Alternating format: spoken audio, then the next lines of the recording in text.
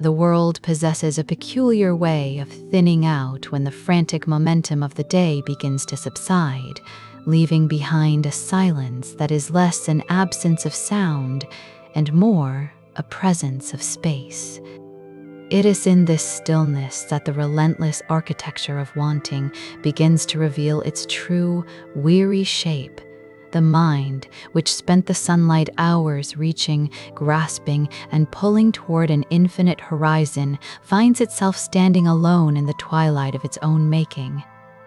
There is a profound exhaustion in the way the human spirit often attempts to outrun its own dissatisfaction, treating each new acquisition or achievement as if it were a permanent sanctuary, a place where the hunger might finally be stilled. Yet, the nature of desire is not that of a destination to be reached, but of a horizon that retreats with every step taken toward it, ensuring that the pursuit remains an endless, circling motion. The mind often mistakes the accumulation of more for the arrival of peace, failing to see that the thirst for more is itself the very source of the unrest it seeks to quench. It is a strange, heavy paradox that the more one attempts to fortify the self through external things, the more porous and fragile the sense of being becomes, as if the weight of what is possessed eventually becomes a burden to the one who carries it. The Buddha once observed, "There is no greater suffering than unwholesome craving," a truth that echoes in the quiet moments when the distinction between the body's simple, finite needs and the mind's vast, hollow appetites becomes impossible to ignore. While the body asks for what is necessary for its sustenance, the mind asks for a version of reality that does not exist, a version where the self is always more, always newer, and always more secure than it is in this fleeting moment. True poverty is not found in having little, but in the constant aching necessity of needing more to feel whole.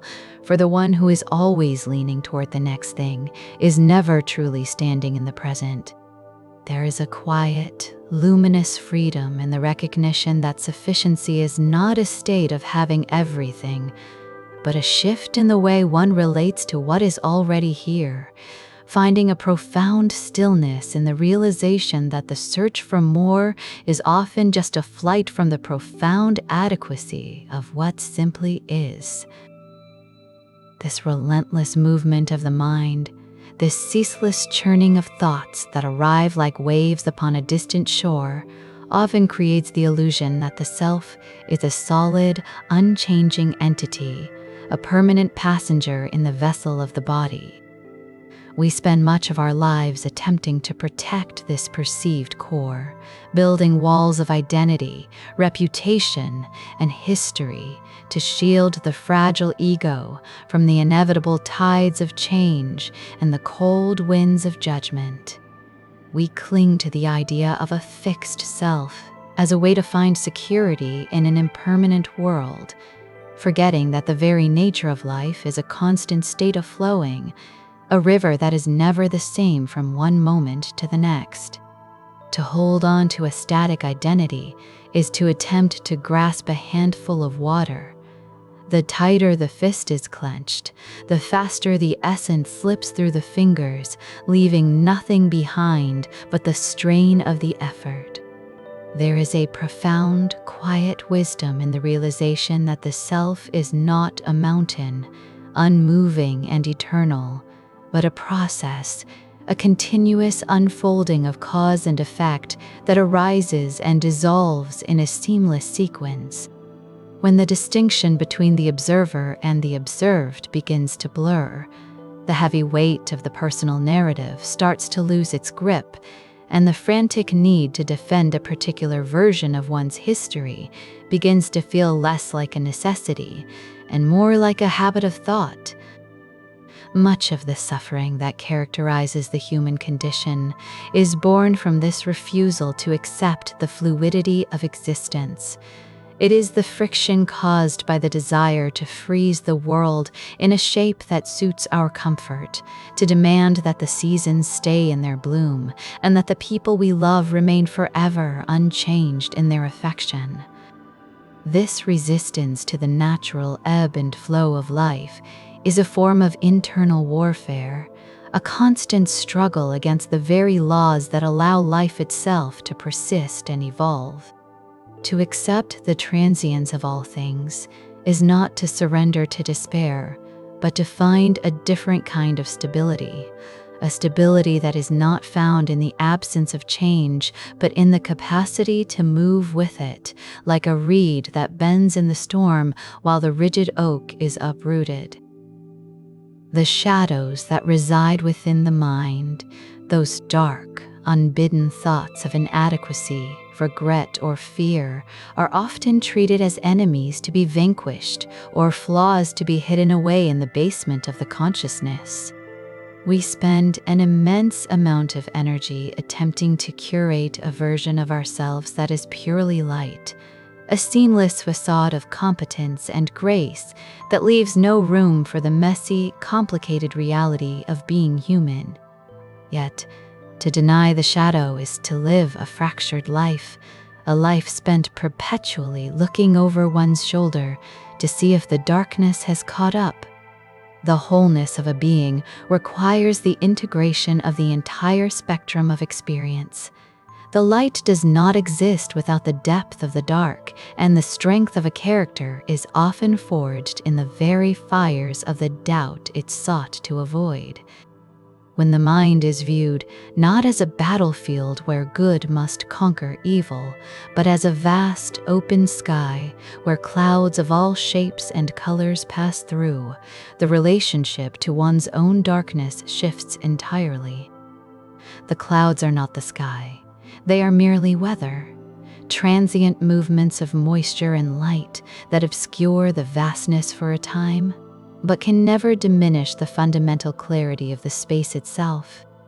There is a certain dignity in witnessing the storm of one's own thoughts without the impulse to judge them as good or bad, to simply see them as phenomena occurring within the expansive field of awareness. This witnessing is not an act of detachment in the sense of cold indifference, but a form of radical acceptance, a recognition that everything which arises, whether a flash of joy or a surge of anxiety, is part of the singular, unfolding movement of being. This acceptance extends to the things that lie entirely beyond the reach of human will, the vast, indifferent machinery of the cosmos that operates according to its own inscrutable logic. There is a peculiar kind of exhaustion that comes from trying to exert control over the uncontrollable, from attempting to manage the opinions of others, the trajectory of time, or the inevitable decay of the physical world. We act as though our willpower could act as a dam against the ocean, forgetting that the most enduring peace is found in the swimmer who has learned to trust the current, rather than the one who fights it with every ounce of their strength. The Stoic perspective suggests that the greatest source of turmoil is the misplacement of our concern, the tendency to invest our peace of mind in things that are external to our own character and our own capacity for reason.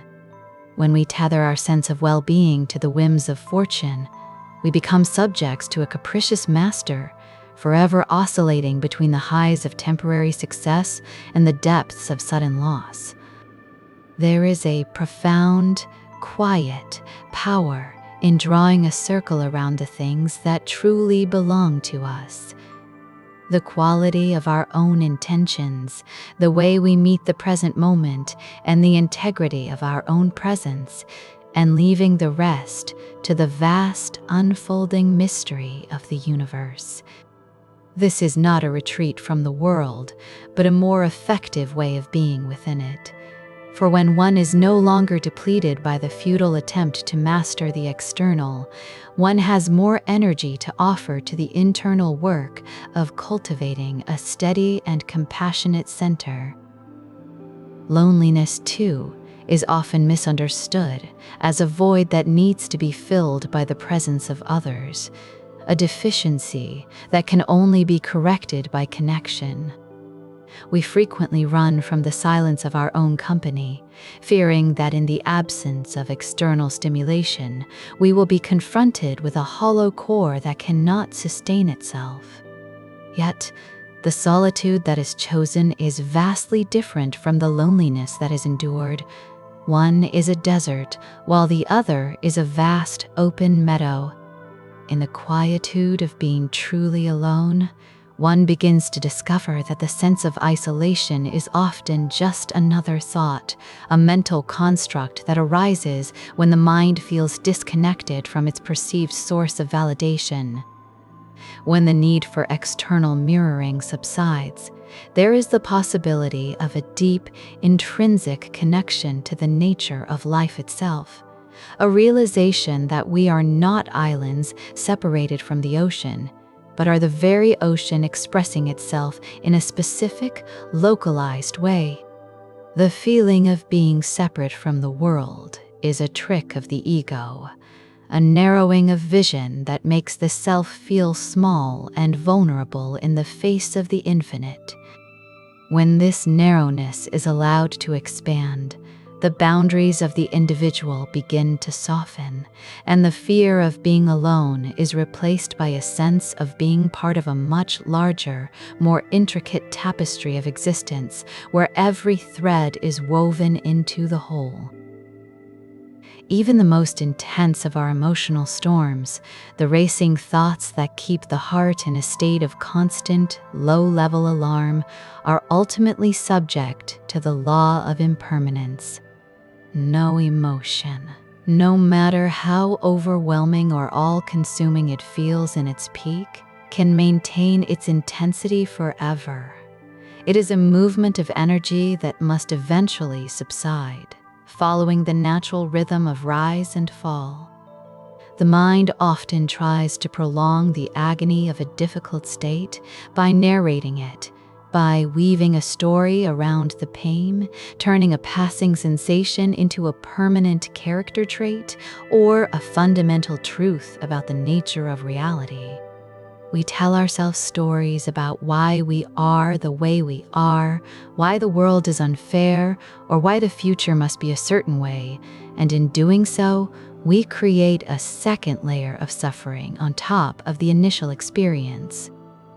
This layer is the product of the mind's tendency to live in the not yet or the no longer, forever caught in the tension between a memory and a projection. To return to the sheer, unadorned reality of the present moment is to step out of the story and into the truth, finding that the actual moment, as it is often far less terrifying than the stories we have constructed about it. The present moment is the only place where life actually occurs. It is the only point of contact with reality, and to spend it perpetually anticipating the next moment is to live a life that is always just out of reach, a ghost haunting its own existence. In the end, the pursuit of wisdom is not about the acquisition of new knowledge or the mastery of complex techniques, but a gradual unlearning of the habits that obscure our natural state of clarity and peace. It is the process of peeling away the layers of conditioning, the social masks, and the habitual reactions that have been built up over a lifetime of trying to be something other than what is. There is a profound lightness that accompanies this unlearning, a sense of returning to a home we had forgotten we possessed. It is the realization that the peace we seek is not a prize to be won at the end of a long and arduous journey, but is the very ground upon which we have always been standing, currently obscured by the debris of our own striving. To live with this realization is to move through the world with a different kind of grace, a grace that does not depend on perfection or control, but on a deep, abiding acceptance of the beautiful, broken, and ever-changing dance of existence. It is to find in the midst of the noise a quiet center that remains undisturbed, a presence that is at home in both the sunlight and the shadow, understanding that the whole is always present in the part, and that the stillness we seek is not found by escaping the world, but by seeing through the illusions that keep us from being truly in it. It is a profound and quiet tragedy of the human condition that the mind often treats life as a series of thresholds to be crossed, as if the essence of being were located somewhere just beyond the next achievement, the next acquisition, or the next version of oneself. There is a relentless phantom gravity that pulls the spirit forward, a constant leaning toward a future that promises a stability it is structurally incapable of providing, because the nature of desire is not to arrive, but to expand. Each time a longing is satisfied, the horizon does not draw near. Rather, the horizon simply recedes, maintaining its distance with a cruel and mathematical precision, leaving behind a trail of emptied vessels and the hollow ache of a hunger that has forgotten how to be still. This is the mechanics of craving, the engine of a restless striving that mistakes the accumulation of things for the attainment of peace, failing to see that peace is not a thing that can be gathered, held, or stored in a vessel of the ego. The mind possesses a peculiar talent for mistaking the settling of a temporary itch for the arrival of lasting contentment, a confusion that leads to a lifetime of chasing shadows. One might acquire the status, the comfort, or the recognition that was once imagined to be the ultimate remedy for a sense of inadequacy, only to find that the self remains unchanged, still hungry, still trembling with the suspicion that the true prize is still out of reach.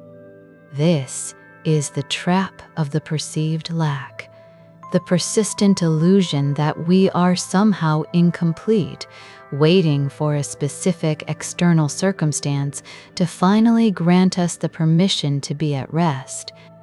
We treat our lives as a sequence of problems to be solved, as if the soul were a mathematical equation that could be balanced through enough effort, enough possessions, or enough accolades, yet the equation only grows more complex with every variable we add to it.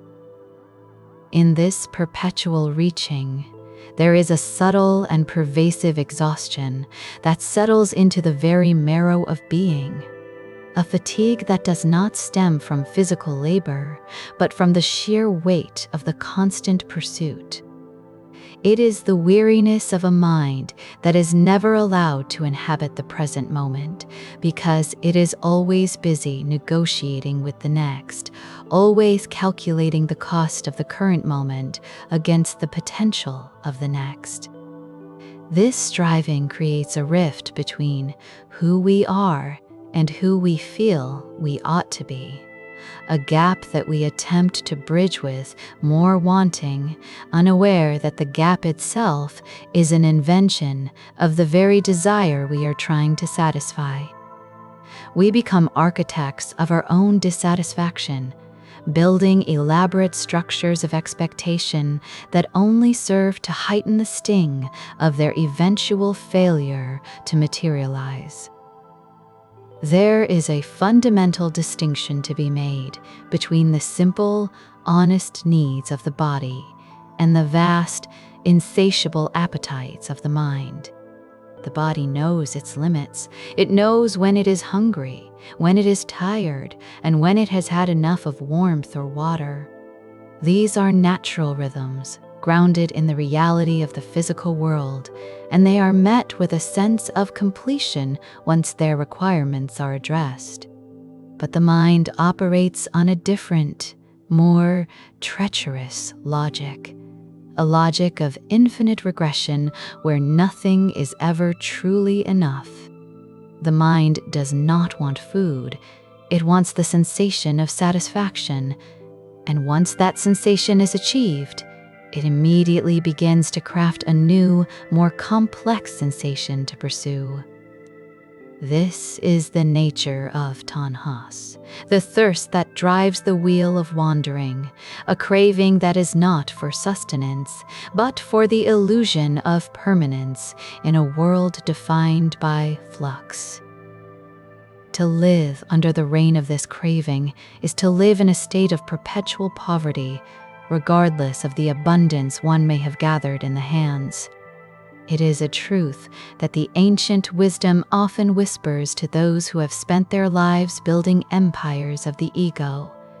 It is not the one who has little who is poor, but the one who is always reaching for more, for they have never known the boundary of sufficiency. The person who requires constant addition to feel whole is essentially a beggar, perpetually waiting for a feast that is always scheduled for tomorrow, never realizing that the table is already set and the nourishment is already present in the very act of being. This poverty is a hunger that grows the more it is fed, a void that expands in direct proportion to the amount of energy spent trying to fill it. The Buddha spoke of this profound mechanism of suffering, noting that the craving of the mind is like a fire, which, when fed, only grows more intense.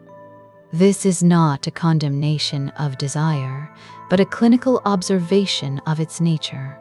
Fire is not inherently evil, but it cannot be contained by the very things it seeks to consume, and to try to build a home out of flames is a recipe for total devastation.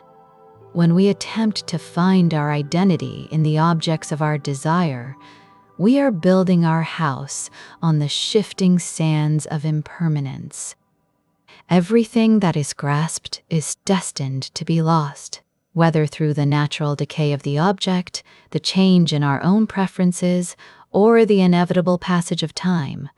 And the more we attach our sense of self to these transient things, the more we subject our very core to the violence of change. There is a profound, quiet liberation that begins to emerge when one stops trying to solve the problem of existence through more wanting. This is not a descent into apathy or a retreat from the world, but a shift in the relationship to the movement of life. It is the realization that one can participate in the world without being possessed by it, that one can move through the currents of desire without being swept away by their tide. This is the beginning of a true sufficiency, a state of being where the sense of enough is not a calculation based on external circumstances, but an internal orientation toward the present. It is the quiet strength of the person who can stand in the midst of scarcity and feel no loss, and stand in the midst of abundance and feel no greed, because their center is not located in the accumulation of things, but in the quality of their presence. To embrace this sufficiency is to recognize that the search for the more is actually a flight from the now. We use the future as a shield to protect us from the vulnerability of being truly present, believing that if we can just reach that next milestone, we will finally be safe, finally be whole, finally be at peace. But the peace we seek is not a destination at the end of a road. It is the very clarity with which we see the road as it is, without the distortions of our own frantic projections. When the reaching stops, the tension that has defined so much of our conscious experience begins to dissolve, not because the world has become more stable, but because we have ceased to demand that it be anything other than what it is. There is a certain dignity in the acceptance of limitation, a wisdom in recognizing that we are finite beings in an infinite, unfolding cosmos. The Stoic understands that our suffering does not come from the things themselves, but from our judgments about them, specifically our judgment that we are being deprived of something essential when we do not have what we want. If we can strip away the layer of should and must that covers our perception, we find that the universe is not constantly denying us our desires. Rather, it is simply unfolding according to its own nature, and our struggle is merely the friction caused by our attempt to grasp the wind. When we stop trying to bend the world to our will, we find a profound sense of ease, a realization that we are already part of the vast unfolding movement, and that there is no need to run to keep up with ourselves. This sense of sufficiency does not require the abandonment of purpose or the cessation of all movement, but it changes the quality of that movement. It turns a frantic scramble into a purposeful walk. It turns an anxious grasping into a graceful engagement. We can still seek to create, to love, to learn, and to contribute. But these actions are no longer desperate attempts to fill a void or to prove our worth. They become expressions of a fullness that is already there, a flowering of a seed that has finally stopped trying to be the entire forest and is content to simply be the flower.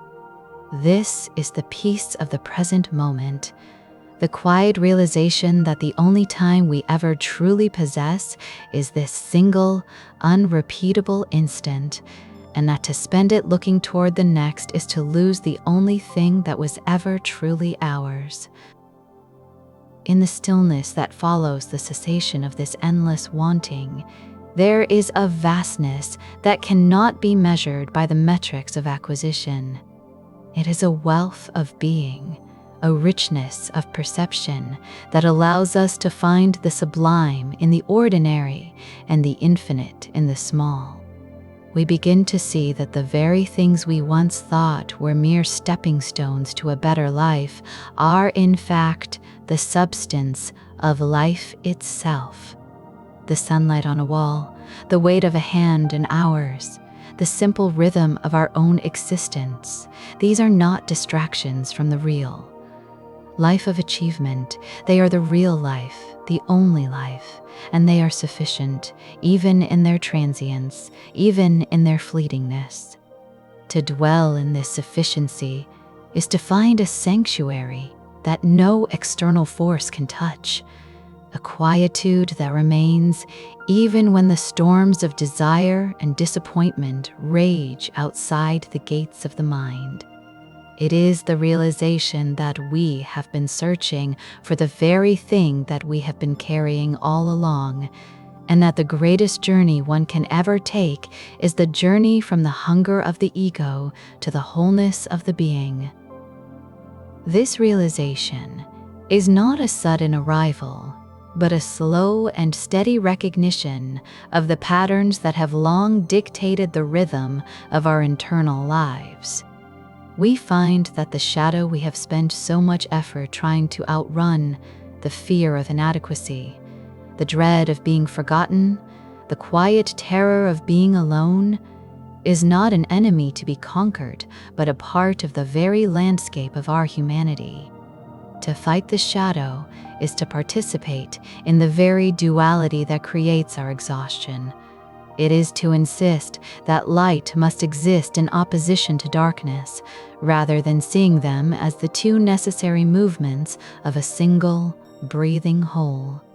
When the struggle to be purely light ceases, there is a profound sense of integration, a way of being that allows for the messy, imperfect, and often painful realities of existence to be held without the need for immediate resolution. We often believe that we will be happy once we have resolved all our contradictions, once we have achieved a state of perfect consistency or unshackled certainty. But life is not a puzzle to be solved. It is a process to be experienced. The tension between who we are and who we think we should be is the very friction that generates the heat of consciousness, and in attempting to eliminate that tension, we risk extinguishing the flame of our own living presence. There is a quiet strength in allowing the contradictions to exist, in standing within the complexity of our own nature without the urgent need to judge or categorize it. This is the essence of true acceptance, which is not a passive resignation to fate, but an active, courageous engagement with the truth of the moment. It is the ability to look at the chaos of the world and the chaos of the mind and see them not as errors to be corrected, but as the natural, undulating waves of an infinite sea. When we move from the position of the judge to the position of the witness, the weight of self-judgment begins to lose its grip. We see our thoughts, our anxieties, and our fleeting impulses, not as definitions of our character, but as weather passing through a vast and unchanging sky. The clouds may be dark and heavy, they may obscure the sun for a time, but they are never the sky itself. This shift in perspective does not change the world, but it changes the person who perceives it, and in that change, the world is fundamentally transformed.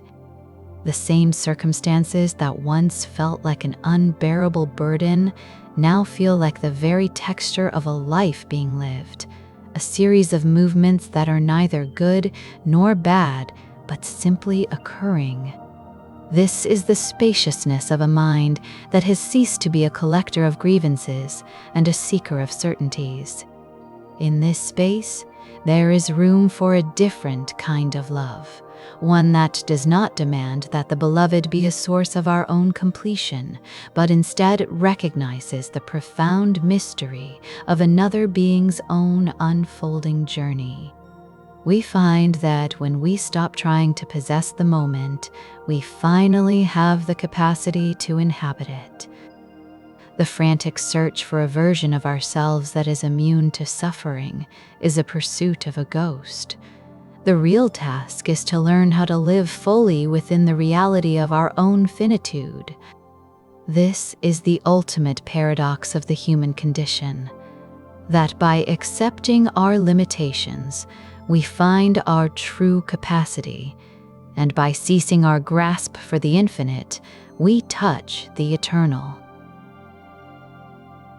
The horizon of desire is a trick of the light, a shimmering line that recedes with every step taken toward it, promising a destination that does not exist in the geography of the soul. There is a peculiar, exhausting momentum to the human spirit, a constant leaning forward, a subtle and persistent tension, as if life were a race that only begins once the previous goal has been crossed. This restlessness is not merely a desire for objects or status, but a profound, metaphysical hunger that seeks to fill a void with things that are, by their very nature, finite. We often mistake this momentum for progress, believing that if we could only secure this one thing or achieve that specific state, the engine of our discontent would finally find its rest.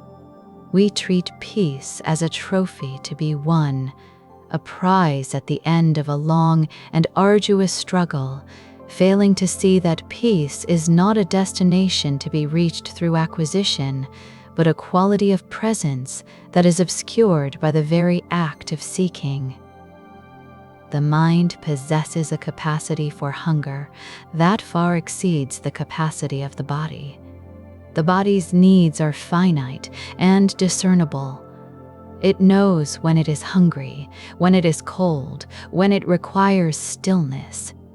These are the rhythms of life, the honest demands of a physical being that exists within the natural order.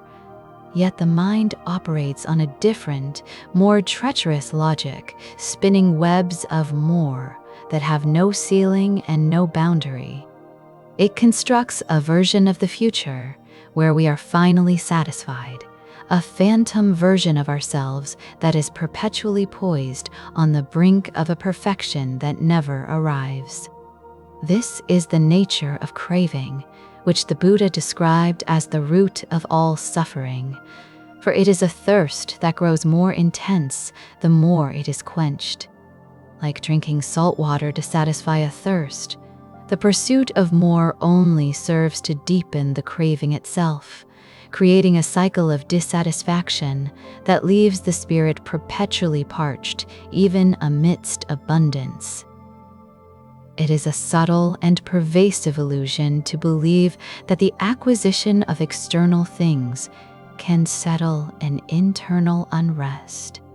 We chase the shine of the new, the novelty of the unprecedented, only to find that the luster fades the moment it enters our possession. The object of our desire, once attained, is swiftly integrated into the mundane, becoming part of the background noise of our existence. And so the mind immediately turns its gaze toward the next, more glittering horizon. This is the mechanics of a life spent in a state of perpetual becoming, a life where the current moment is never enough because it is always being measured against the idealized version of the next moment. We become architects of our own dissatisfaction, building elaborate structures of expectation that serve only to cast a shadow over the reality of what is actually present. There is a profound poverty in the person who possesses much but craves more, a spiritual scarcity that no amount of accumulation can remedy. To be poor is not a matter of what one lacks in the hands, but what one lacks in the heart. It is the constant gnawing sensation that the present is insufficient, that the self is incomplete, that the soul is waiting for a permission that only the next achievement can grant. This way of living is a slow erosion of the self, a constant thinning of one's presence, as the consciousness is perpetually exported into a future that has not yet arrived. We spend our lives leaning into the wind of what might be, losing the ability to stand firmly in the stillness of what is. True sufficiency is not found by gathering more, but by recognizing the completeness of what is already here. It is the quiet realization that the search for something outside of oneself is a pursuit of a mirage, and that the wholeness we seek is not a collection of parts, but the very ground upon which we stand. When the frantic grasping of the mind begins to subside, a different kind of clarity emerges, one that does not require the constant stimulation of novelty or the validation of external success. This clarity is the beginning of a quiet freedom, a sense of being entirely at home in the present moment, regardless of whether that moment is one of ease or one of difficulty. It is the capacity to look at the world without the immediate urge to change it, to possess it, or to use it as a ladder for one's own ego. In this space of non-attachment, the weight of the world's demands begins to feel less like a burden and more like a series of passing clouds. We see that our thoughts and our desires are not the core of our being, but merely weather patterns moving through a much larger and more stable sky. We can observe the rise and fall of craving, the surge of wanting, and the subsequent ache of disappointment without being swept away by their current. This is not a state of indifference, but a state of profound engagement where we can meet life with a full heart precisely because we are no longer trying to manipulate it into a shape that suits our cravings. We are no longer trying to turn the world into a mirror of our own desires, which allows us to see the world as it truly is, in all its messy, beautiful, and transient glory. To live with contentment is to practice the art of being enough for oneself. It is to find a sense of repose in the simple reality of existence, recognizing that the struggle to be more than what we are is the primary source of our exhaustion. There is a great dignity in the acceptance of our finitude, in the acknowledgement that we are transient beings moving through a world of constant change. When we stop trying to anchor ourselves to the shifting sands of external circumstances, we find a stability that is not dependent on the favor of fortune or the accumulation of possessions. We find that the peace we were so desperately trying to capture was actually the stillness that remains when the striving finally ceases. This stillness is not the absence of life, but the depth of it. It is the quiet resonance that exists beneath the noise of the ego, the steady pulse of being that continues even when our desires are shouting. To inhabit this stillness is to move through the world with a lightness of step, no longer tethered to the heavy anchors of not enough. We begin to see that the beauty of a flower or the majesty of a mountain does not depend on our ability to own them or to hold them in our memory, but on their simple, magnificent presence in the now.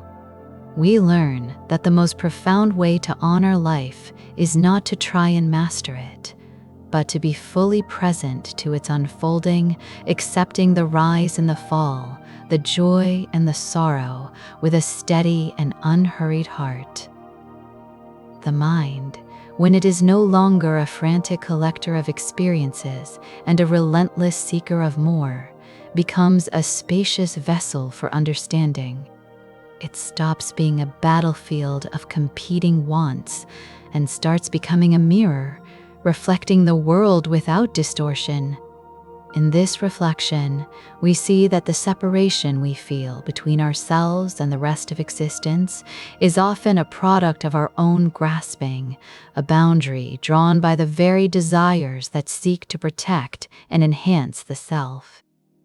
As the boundaries of the ego soften through the practice of non-attachment, we find that we are not isolated islands of longing, but part of a vast, interconnected movement of life, breathing and changing in a continuous, seamless flow. There is a deep, resonant peace in realizing that we do not need to be anything other than what we are in this very instant. This is the radical sufficiency that the ancient wisdom points toward, the idea that the moment is not a stepping stone to something else, but is itself the entire purpose. The pursuit of more is a distraction from the profound miracle of being, a veil that we draw over our own eyes. When we finally allow the veil to fall, we find that we have been standing in the light all along, and that the destination we were so desperately seeking was the very ground upon which we have always been walking. The exhaustion of the chase evaporates, leaving behind a quiet, luminous presence that is satisfied with the simple, miraculous fact of being. This sense of luminous presence is not a destination that is reached by the exertion of will, but rather a state that is revealed when the layers of unnecessary striving are allowed to thin and fall away. We spend so much of our lives building fortresses around the self, constructing elaborate defenses against the possibility of loss, the sting of criticism, or the inevitability of change. We think that if we can only secure our position, if we can only curate our surroundings and our reputation, we can create a sanctuary of permanence in a universe defined by flux. Yet, this fortress is also a prison, for it requires a constant and exhausting vigilance to maintain its walls against the shifting tides of existence. The more we try to freeze life into a static image of what we desire, the more we suffer from the friction of reality rubbing against our expectations. There is a profound liberation in the recognition that the world is not a problem to be solved, but a process to be experienced. When we stop treating every circumstance as an adversary to be conquered or a deficit to be corrected, we begin to move through the world with a different kind of grace, a grace that does not falter when the winds shift or the shadows lengthen. This grace is rooted in the Stoic understanding that while we cannot govern the external movements of the cosmos, we possess an inner citadel of reason and character that remains untouched by the chaos outside. We find that our capacity for peace is not contingent upon the weather of our emotions or the circumstances of our lives, but is instead found in the steady observation of those movements from a place of centeredness. To observe a thought is not to become the thought. To witness an emotion is not to be consumed by it. We are the vast, silent expanse that provides the space for these phenomena to arise and to pass, much like the sky provides the space for the storm to move through without ever being dampened by the rain. This distinction is the threshold of a deeper wisdom, for it allows us to participate in the drama of life without being shattered by its tragedies. We can feel the ache of loneliness or the sharpness of grief without the desperate need to flee from them or to medicate them with distraction. In the quietude of that observation, we discover that even the most difficult experiences are part of the wholeness of being, threads woven into a tapestry that requires both light and dark to reveal its full pattern. To reject the shadow is to reject the self, for the light and the dark are not opposing forces, but are part of the same continuous movement of existence. We often judge our own internal landscape, labeling certain thoughts as bad or certain feelings as unproductive, as if the mind were a garden that must be kept in a state of perpetual manic bloom. But a true garden requires the fallow season, the winter of introspection and the decay of what was, in order to nourish what is to come. This self-judgment is a form of internal violence, a way of constantly policing our own being against an impossible standard of purity or efficiency. When we extend compassion to our own wandering and fragmented minds, we begin to heal the rift between who we are and who we think we should be. This wholeness is not a state of perfection, but a state of integration, where we no longer attempt to amputate the parts of ourselves that we find inconvenient or shameful. We learn to hold our own complexity with a gentle and steady hand, recognizing that the seeker and the sought are one and the same. This integration brings with it a profound sense of stability, a rootedness that does not depend on being right, being successful, or being understood by others. We find that we can stand in the midst of uncertainty without the frantic need for certainty, because we have discovered an inner certainty in the very nature of our being. This is the quiet confidence of the one who has ceased to fight the current and has instead learned to swim with it. It is the realization that the tension we feel is often not caused by the world itself, but by our resistance to the way the world is currently unfolding. When resistance dissolves, the tension dissipates, leaving behind a clarity that is both sharp and soft. In this clarity, we see that the past is a memory and the future is an imagination, leaving only this singular, pulsing moment as the site of our actual life.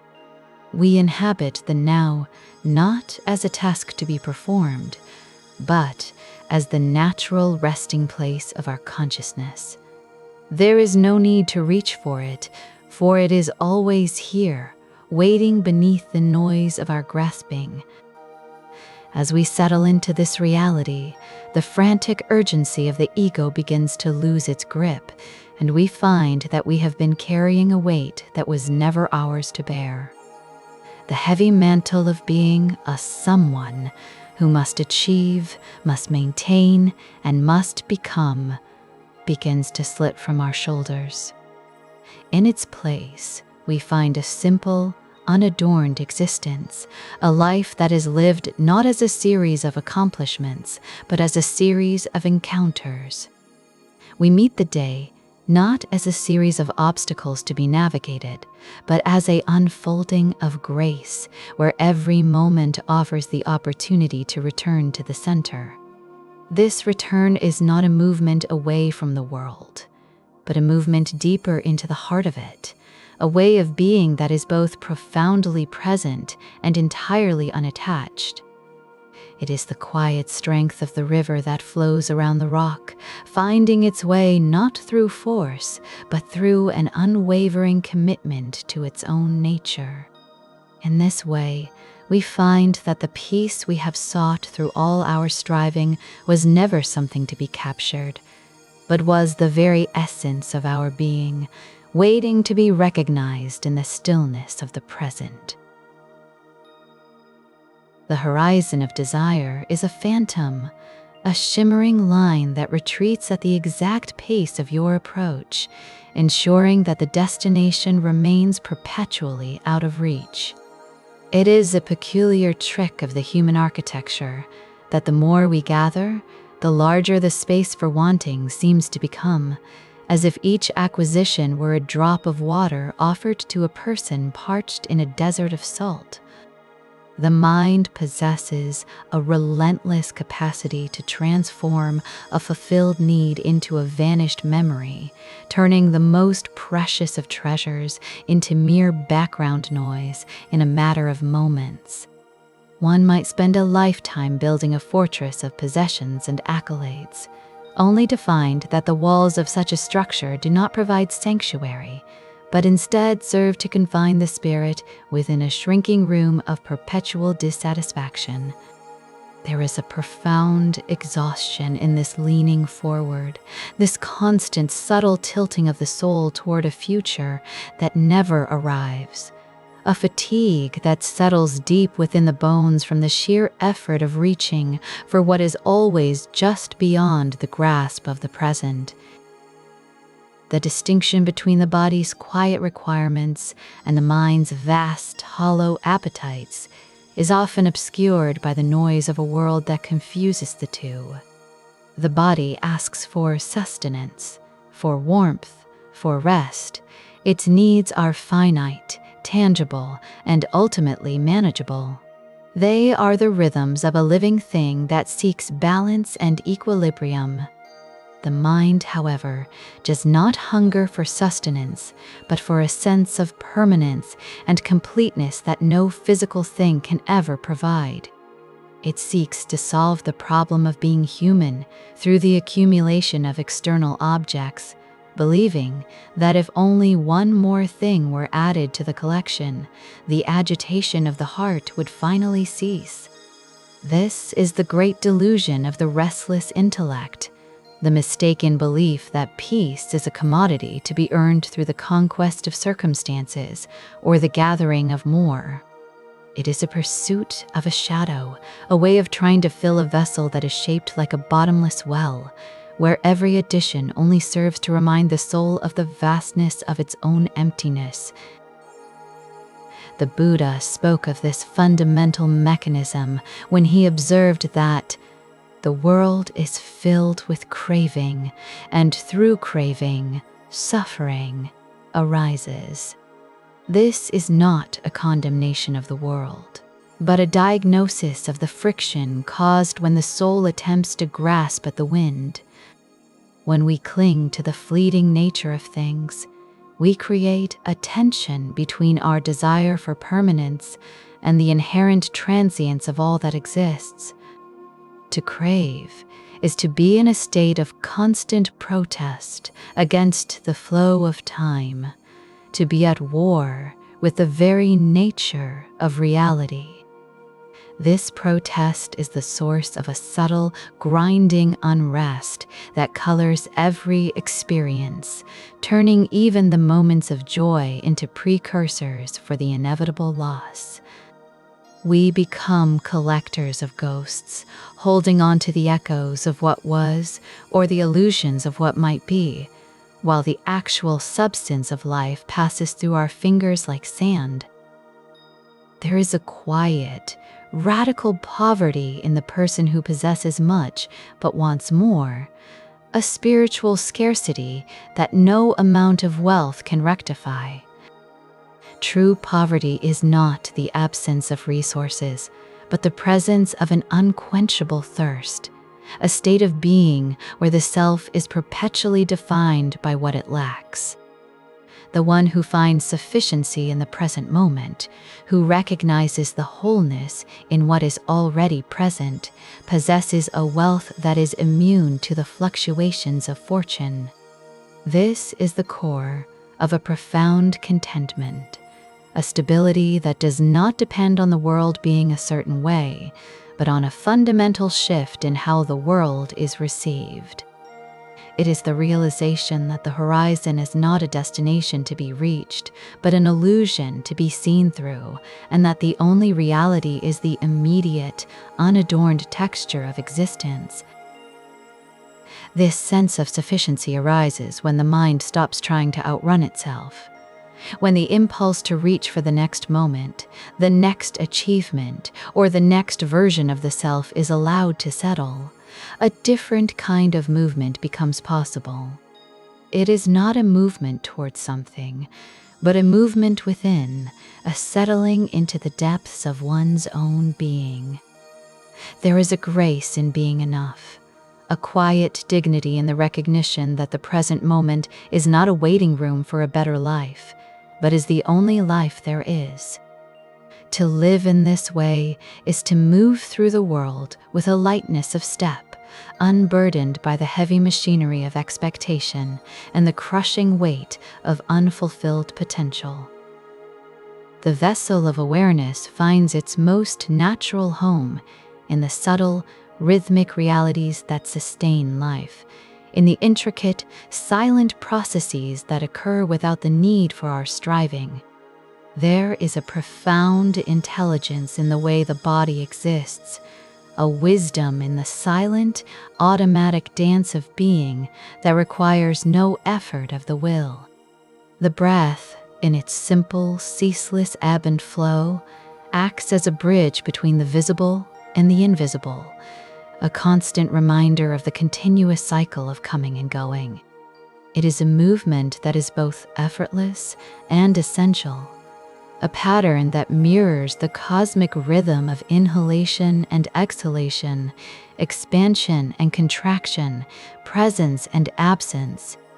In the quiet observation of these movements, one finds a grounding that is not a fixation, but a return to the fundamental reality of being. The body is not merely a machine to be directed, or an instrument to be mastered, but a living landscape through which the experience of existence flows. It is the site of all sensation, the threshold where the world meets the self, a complex and beautiful manifestation of the interconnectedness of all things. When the mind's frantic projections are set aside, the sheer, vibrant reality of the body becomes apparent. The weight of the limbs, the subtle pulse of the blood, the intricate sensations of the skin. This is not a matter of focusing on a part, but a matter of recognizing the wholeness of the living presence that is currently being experienced. There is a profound stillness to be found in the realization that you are a part of this vast, breathing ecology, a small but integral note in a much larger unfolding symphony. The mind, in its most natural state, is like the sky, vast and open, capable of containing all weather without being changed by it. Clouds of thought, storms of emotion, and the bright sunlight of joy all pass through the expanse. Yet the sky itself remains unmoved, providing the space for all these phenomena to arise and subside. The unrest of the human condition often stems from an identification with the weather, rather than an identification with the sky. We become convinced that we are the storm, rather than the space in which the storm occurs. When the distinction is understood, the turbulence of thought loses its power to disturb the core of being. The thoughts may race, the emotions may surge, but they are seen as transient visitors in the vast, open landscape of awareness.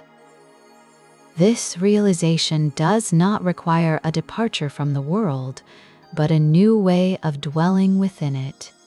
It is the ability to be engaged in the tasks of life, to participate in the complexities of human connection and the demands of daily existence, while maintaining a center that is not easily shaken. It is the capacity to hold both the sorrow and the joy, the chaos and the calm, without the desperate need to choose one over the other or to fix one in place. To be present is to stand in the midst of the flux, not as a victim of the currents, but as a witness to the unfolding. It is to recognize that the very nature of things is to change, and that the only constant is the awareness that perceives the change. In this space of witnessing, the distinction between the self and the world begins to soften. The rigid boundaries that the ego constructs to protect itself, the boundaries of me versus not me, begin to seem like arbitrary lines drawn in the sand. There is a profound interconnectedness in the way the air moves through the lungs, the way the light touches the eyes, the way the very atoms of the body are borrowed from the stars and the soil. To realize this is to lose the sense of being a solitary, struggling island, and to find oneself instead as a wave in the vast, undulating ocean of life. This is not a loss of identity, but an expansion of it, a movement from the narrow, defensive self to a more expansive, integrated sense of being. There is a quiet, unshakable freedom in this realization, a liberty that is found not by breaking the rules of the world, but by understanding the nature of the one who lives in it. It is the freedom from the tyranny of the if only, from the relentless pressure to become something else, and from the fear that the current moment is somehow inadequate. When the striving ceases, the life that remains is not empty, but filled with the richness of simple perception, the depth of spontaneous presence, and the profound peace of being exactly where one is.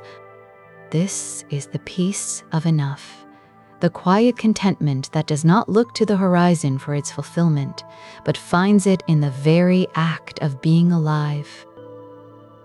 The architecture of the mind is often built upon a foundation of judgment, a constant weighing of what is against what ought to be, creating a rift between the actual and the ideal. This habitual tendency to measure every moment against a standard of perfection is a heavy burden, a silent judge that never rests and never finds its verdict satisfactory. It is a form of internal exile, where the self is perpetually banished from the present to make room for a future that is always just out of reach. This constant striving for a version of life that is more seamless, more meaningful, or more controlled is the pursuit of a phantom. The shadows of our own making, the guilt for past errors, the anxiety for future uncertainties, the dissatisfaction with our current state are not external enemies, but are patterns of thought that we have mistaken for the reality of our being. They are like the distortions seen in a rippling pond. The water is still, yet the image is broken and fractured, leading one to believe the surface itself is broken. When the movement of the mind settles, the clarity of the water reveals that the distortions were never the essence of the pool. There is a profound dignity in accepting the shadows as part of the wholeness, recognizing that light and dark, strength and fragility are not opposing forces to be conquered, but are the necessary textures of a complete existence. To resist the presence of difficulty is to resist the very nature of life, for a life without contrast would be a life without depth. The Stoic wisdom of recognizing what is within our power and what is not provides a compass in the midst of life's inevitable storms. We spend an immense amount of our vital energy attempting to command the wind, the tide, and the opinions of others, failing to see that our only true domain is the quality of our own response to these forces. This shift from control to understanding is not a surrender to passivity, but a reclamation of sovereignty. By relinquishing the impossible task of managing the universe, one finds the capacity to master the one thing that truly belongs to them. The capacity to meet each moment with clarity and compassion. This clarity is not a cold, detached intellect, but a warm and luminous presence that sees things as they are, without the distortion of fear or the fog of desire. In this state, loneliness is transformed. It is no longer a void to be filled with the noise of others, but a spaciousness to be inhabited. One realizes that even in the midst of a crowd, the sense of separation is a mental construct, a thin veil that can be lifted to reveal a fundamental unity. The feeling of being alone is often just the ego's reaction to its own perceived insufficiency, a contraction that occurs when we forget our connection to the vast, breathing continuity of existence. When this contraction relaxes, the boundary between the observer and the observed begins to blur, and the distinction between the soul and the cosmos loses its sharpness. There is a quiet joy in this dissolution, a sense of homecoming that requires no travel and no effort. It is the joy of the blossom that does not seek to be seen, the sun that does not demand recognition, and the river that simply flows toward the sea. This effortless being is the natural state of the mind when it is no longer preoccupied with the maintenance of a false and fragile identity. The ego is a busy architect, constantly reinforcing walls and building towers to protect a center that is, in truth, an open expanse. When the architect is allowed to rest, the vastness of the space becomes apparent, and in that openness, there is a peace that passes all understanding. This peace is not the absence of sound, but the presence of a silence that underlies all sound. It is not the absence of movement, but the stillness that is the core of all motion. It is the realization that you are not the contents of your consciousness, but the very consciousness in which all contents arise and fall. This is the most profound truth of the human experience, that you are the silent, unconditioned witness to the dance of form and sensation, the unchanging sky through which the entire drama of existence unfolds. To live from this center is to move through the world with a profound sense of grace, unhurried by the clock and unburdened by the expectations of a world that is itself in constant, beautiful flux. The horizon of desire is a phantom, a line that retreats with every step taken toward it, leaving only the sensation of pursuit and the hollow ache of a destination that never arrives. There is a profound and quiet exhaustion in the way the mind leans perpetually into the future, always tilting toward the next achievement, the next acquisition, the next version of oneself that might finally be worthy of rest. This restless striving is the great engine of human unrest, a mechanism that mistakes the accumulation of objects and status for the attainment of tranquility. It is a subtle trick of the intellect to believe that peace is something to be gathered, as if serenity were a substance that could be stored in a vessel or added to a collection, when in truth, peace is the absence of the very seeking that prevents its presence. The mind possesses a peculiar capacity to transform a simple need into an infinite hunger, turning the biological requirement for sustenance or shelter into an endless spiral of wanting. While the body knows its limits, possessing an innate wisdom that recognizes satiety and the quietude of being fulfilled, the mind is a scavenger of possibilities, forever hungry for the novelty that promises a satisfaction it can never deliver. Each thing attained, no matter how cherished or hard-won, carries with it a hidden expiration date. The shine of the new thing inevitably fades, the joy of the acquisition inevitably dulls, and the spirit finds itself once again looking toward the receding line of the next desire. This is the cycle of craving, a wheel that turns with tireless momentum, driving the soul into a state of perpetual lack, even in the midst of abundance. The Buddha spoke of this fundamental truth when he observed, "All conditioned things are impermanent. When one sees this with wisdom, one turns away from suffering." This turning away is not a flight from the world, but a turning inward, away from the frantic grasping at shadows that pass through the fingers like smoke. To understand impermanence is to understand that the very objects of our craving are themselves in a state of constant dissolution, making the attempt to find lasting security in them a fundamental error of perception. We attempt to build monuments of permanence out of the shifting sands of sensation and thought, and the exhaustion we feel is the natural consequence of trying to hold on to that which is, by its very nature, flowing away.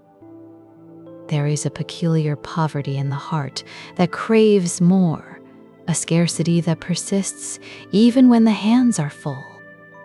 It is not the person who possesses little who is truly destitute, but the one who is never satisfied with what they have, for their life is a constant state of deprivation.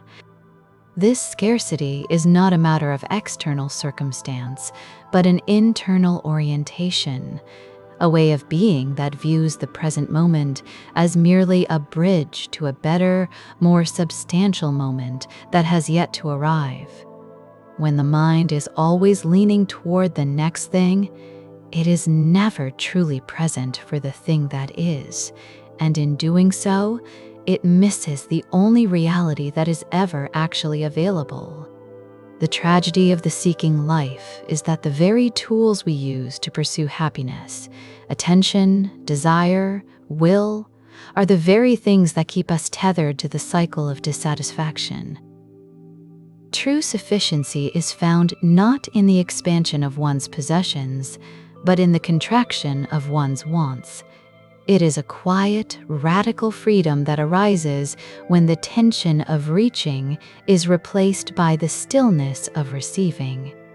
This is the peace of enough, the realization that the universe is already providing exactly what is required for the present moment, and that the frantic pursuit of more is an attempt to fill a hole that is not a void to be filled, but a space intended for being.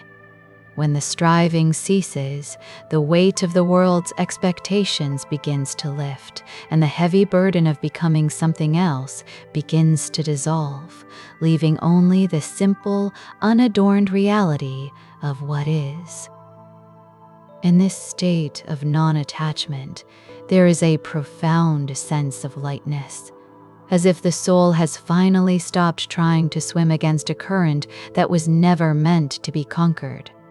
It is the recognition that the things we thought defined us, our successes, our failures, our roles, our possessions, are merely ripples on the surface of a deep and tranquil ocean.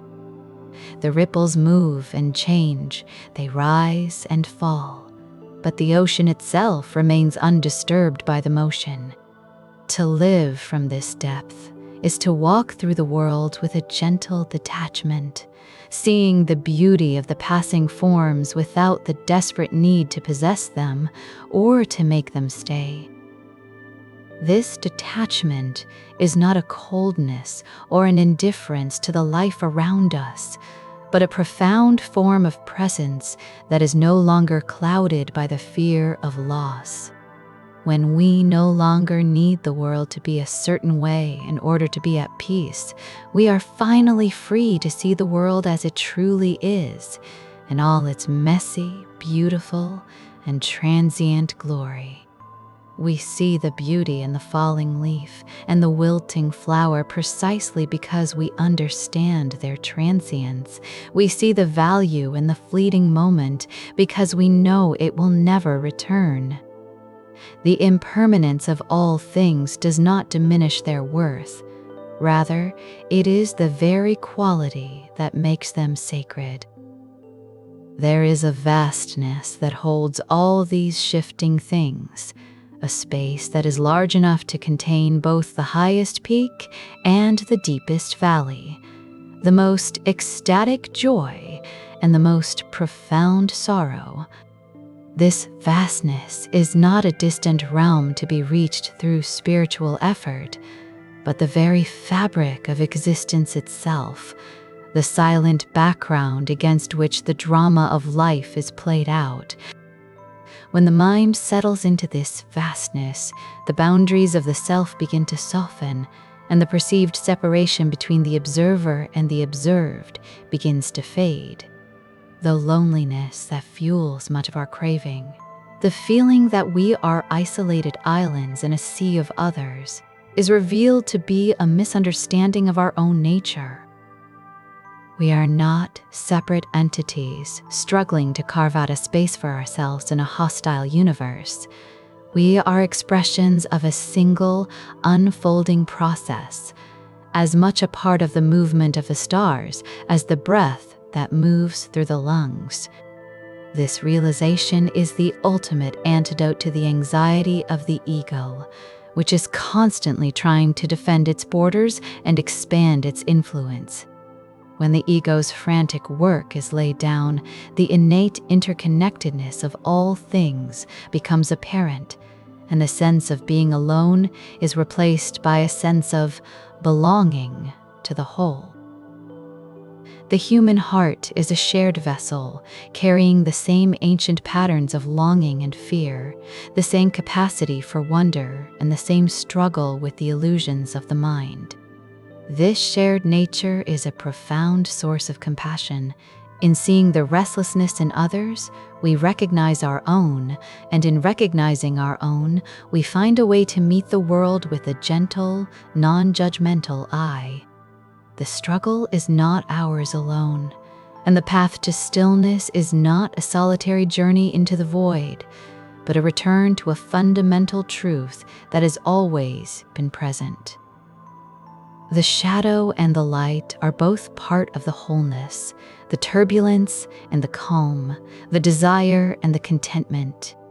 To seek only the light is to deny the very nature of the dance, and to flee from the shadow is to miss the depth that gives the light its meaning.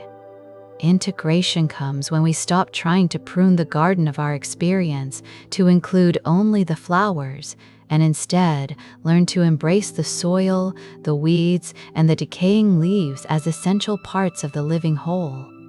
There is a quiet dignity in accepting the full spectrum of existence, a peace that comes from no longer being at war with the reality of what is. In the stillness that remains when the wanting has subsided, there is a profound sense of homecoming. It is the feeling of returning to a place that was never truly lost, a state of being that was merely obscured by the noise of the pursuit. This is not a destination to be reached, but a way of perceiving, a shift in the very orientation of the soul from the outward reach to the inward rest. It is the discovery that the peace we were seeking in the next thing, the next person, or the next achievement was actually the very ground upon which we were standing all along, waiting for the movement of the mind to cease so that it could be felt. The world continues its ceaseless motion. The tides pull at the shore, the seasons turn in their eternal cycle, and the stars trace their long, slow arcs across the night. All of this happens without effort, without striving, and without the need to prove its own existence. There is a profound wisdom in the way the universe simply is, a silent testimony to the sufficiency of being. To align oneself with this rhythm, to move in harmony with the natural unfolding of life, is to find the grace that has been eluded by all the frantic searching of the ego. In the end, the only true wealth is the capacity to be present for the unfolding of the moment, to witness the rise and fall of all things with a heart that is both open and unattached. The vastness does not demand our mastery, it only asks for our presence. The impermanence of the world does not demand our sorrow, it only asks for our recognition. And in that recognition, in that quiet acceptance of the fleeting and the infinite, the restless heart finally finds the stillness it has been seeking since the beginning of time. The weight of a life lived in constant resistance to the present is a heaviness that no amount of achievement can lighten. For the very nature of resistance is to create friction against the flow of existence. When the mind is perpetually litigating what was, or rehearsing what might be, it becomes a spectator to its own life, watching from a distance as the actual experience of being slips through the fingers like fine sand. This habitual state of mental agitation is often a defense mechanism, an attempt to control the uncontrollable, to build a fortress of certainty in a world that is fundamentally defined by flux. We believe that if we can only think deeply enough, plan precisely enough, or prepare sufficiently, we can insulate ourselves from the inherent instability of being human. Yet, this pursuit of certainty is the very source of our deepest anxieties. For to demand stability from a world of change is to demand that the river stop its flowing or the clouds cease their drifting. True stability is found not in the cessation of change, but in the development of a center that remains unmoved by the turbulence of the surface. It is the difference between a small, frantic vessel tossed by every wave and the deep, silent currents that move beneath the swell, unaffected by the weather above. To cultivate this depth is to recognize that the storms of emotion, the waves of thought, and the winds of circumstance are not enemies to be conquered, but movements to be understood as part of a much larger, more complex ecosystem of being. There is a profound liberation in realizing that we are the sky, and the thoughts, feelings, and perceptions are merely the weather passing through us. The clouds may be dark and heavy, They may obscure the sun or bring a torrential downpour, but they never stain the blue of the infinite expanse that holds them. The sky does not struggle against the storm, it simply provides the space for the storm to occur. When the mind adopts this spaciousness, the need to judge every passing thought as good or bad begins to diminish, and the constant internal dialogue of self-criticism loses its grip. We begin to see that the mind is a masterful storyteller, weaving elaborate narratives of guilt, shame, and inadequacy. Yet these stories are not the truth of our being. They are merely mental events, transient and empty of inherent substance. The Buddha said, "All things are subject to origination and cessation," a truth that serves as both a reminder of the fragility of our constructs and a promise of the possibility of renewal. If all things are subject to cessation, then even the most painful state of mind, the most crushing weight of sorrow, or the most paralyzing grip of fear, is not a permanent fixture of our reality, but a passing phenomenon. This understanding does not negate the intensity of suffering, but it changes our relationship to it, transforming it from an all-consuming identity into a transient visitor that can be observed without being swallowed. In this light, the shadows of the self, the parts of ourselves we try to hide, the impulses we fear, the memories we wish to erase, are no longer seen as aberrations to be suppressed, but as integral parts of the human landscape. To embrace the shadow is not to succumb to darkness, but to achieve a wholeness that is capable of holding the entirety of the light. When we stop the frantic work of self-editing, we discover a dignity that is not dependent on being perfect, but on being complete. This wholeness is the foundation of a quiet strength, a resilience that does not come from the hardness of the ego, but from the softness of an open heart. It is a strength that can meet hardship with a steady gaze and meet joy with a gentle, non-possessive appreciation.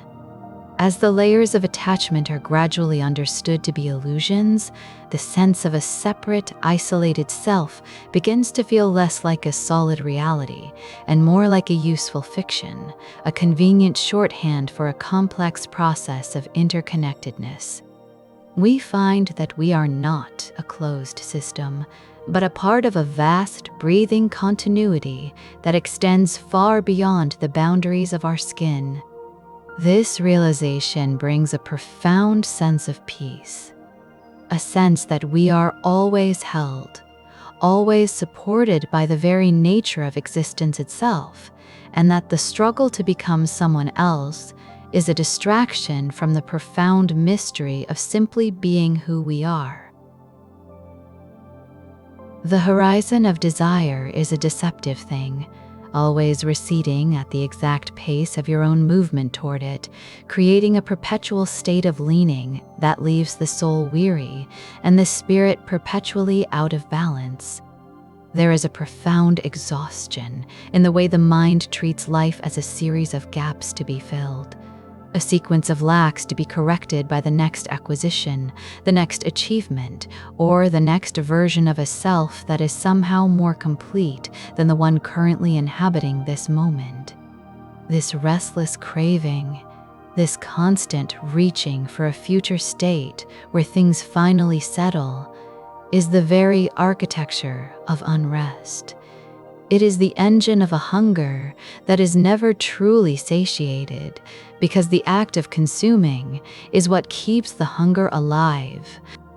We often mistake the acquisition of more for the arrival of peace, believing that once the external conditions are finally aligned, once the circumstances are perfected, the inner storm will subside. Yet the storm is not caused by the world outside, but by the friction between what is and the relentless demand for what is not. The mind possesses a peculiar capacity to transform simple biological needs into infinite metaphysical voids, turning the natural requirement for nourishment or shelter into a voracious appetite for status, for novelty, and for the validation of others.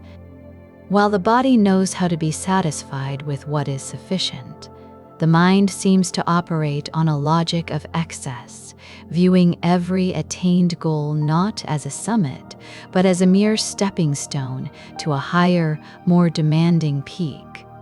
It is a strange poverty to live in a world of abundance, yet feel a constant sense of deprivation, a realization that mirrors the ancient wisdom that it is not the one who has little, but the one who craves more, who is truly poor.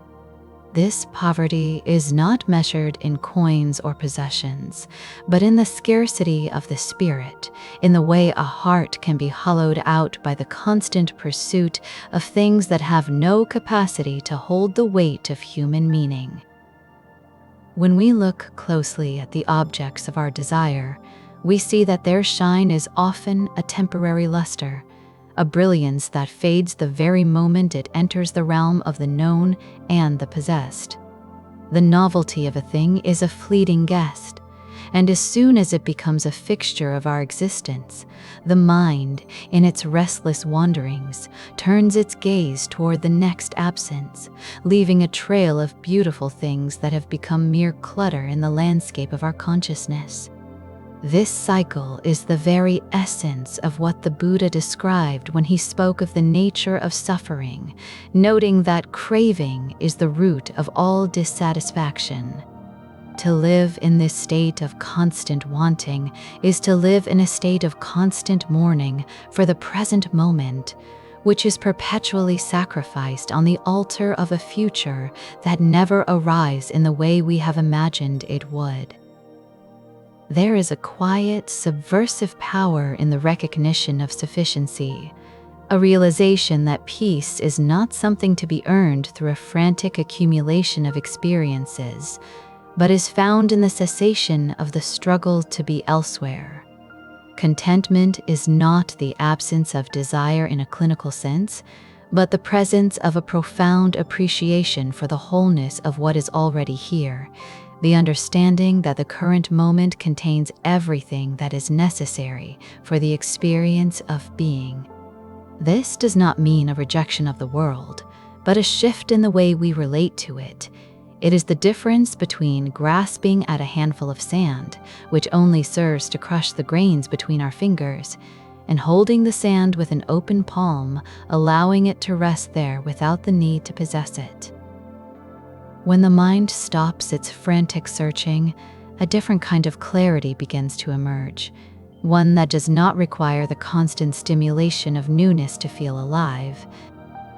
This clarity is not a hollow emptiness, but a fullness that arises when we stop trying to edit the reality of our lives to better suit our preferences. There's a vast, quiet territory in the space between a thought and its pursuit, a territory that remains hidden so long as we are running toward our next impulse. In that stillness, we might find that the peace we were seeking was never a destination to be reached, but the very nature of the ground upon which we were already standing, obscured only by the dust of our own constant movement. This movement toward more is often a flight from the self, a way of avoiding the quiet, sometimes uncomfortable reality of our own existence. We use the busyness of desire to drown out the subtle whispers of our own being, thinking that if we can just reach the next milestone, we will finally feel at home in our own skin. Yet, the self is not a problem to be solved or a project to be completed. It is a continuous unfolding, a process that requires our presence rather than our constant intervention. The attempt to grip the self, to hold it fast to a specific identity or a specific set of achievements, is what creates the sense of fragmentation and tension. We are like travelers trying to hold on to the wind, exerting all our strength to grasp something that is, by its very nature, transient and passing. To live without this grip is to enter into a state of grace, a way of being that allows for the full spectrum of human experience, the joy, the sorrow, the triumph, and the grief, to pass through us without leaving us shattered. It is a way of being that is deeply compassionate. For when we stop demanding that life be different than it is, we stop demanding that ourselves be different than we are. This self-compassion is not a form of indulgence, but a profound act of honesty. It is the recognition that we are part of the same shifting, changing fabric as the stars and the seasons, and that our struggles, our mistakes, and our imperfections are not aberrations in the pattern, but are the pattern itself. There is a certain dignity in the acceptance of impermanence, a strength that comes from knowing that nothing is meant to last, and that the very beauty of a moment is found in its transience. When we stop fighting the flow of change, we find that we are no longer being swept away by the current, but are instead moving with it, supported by the very movement that once felt like a threat. This is the wisdom of non-attachment, the understanding that we can participate fully in the world of form and feeling without being enslaved by the shadows of our own projections. We can love, we can work, we can create, and we can strive, but we do so with the quiet understanding that we are holding on to nothing, and in that holding, we find a freedom that no possession can ever provide. It is a slow, gentle unwinding of the knots we have tied in our own hearts, a process of unlearning the habit of resistance. We have spent so much of our lives building walls of expectation and fortifications of control, thinking they would protect us from the uncertainty of life, only to find that they have become a prison of our own making. To dismantle these structures is not to leave ourselves vulnerable to destruction, but to leave ourselves open to the vastness of reality, which is far more resilient than any structure we could ever build. In this openness, the weight of the world becomes lighter, not because the world has changed, but because we have ceased to try and carry it all on our own shoulders. We are often most exhausted not by the tasks we perform, but by the internal resistance we bring to them, by the way we judge the present moment for not being more spectacular, or the way we judge ourselves for not being more capable, or more certain. This self-judgment is a heavy cloak that we wear even in the sunlight, a constant internal critique that prevents us from ever truly inhabiting the life we are living. To lay down this judgment is to allow for a sense of wholeness, a recognition that the shadow is as much a part of the self as the light, and that one cannot truly know the depth of one's capacity for joy without also acknowledging the depth of one's capacity for sorrow. There is a profound peace in the recognition that we are enough, not because we have achieved a certain state of perfection, but because we are part of the unfolding of existence, a necessary and integral part of the cosmic dance. This sufficiency is not a static state, but a dynamic way of being that remains centered even amidst the storms of change. It is the ability to stand in the midst of chaos and still feel the quiet pulse of life within, a realization that the essence of who we are is not subject to the whims of fortune or the ravages of time. In this light, the act of living becomes a form of meditation, a way of being present to the unfolding of the world without the need to manipulate its course.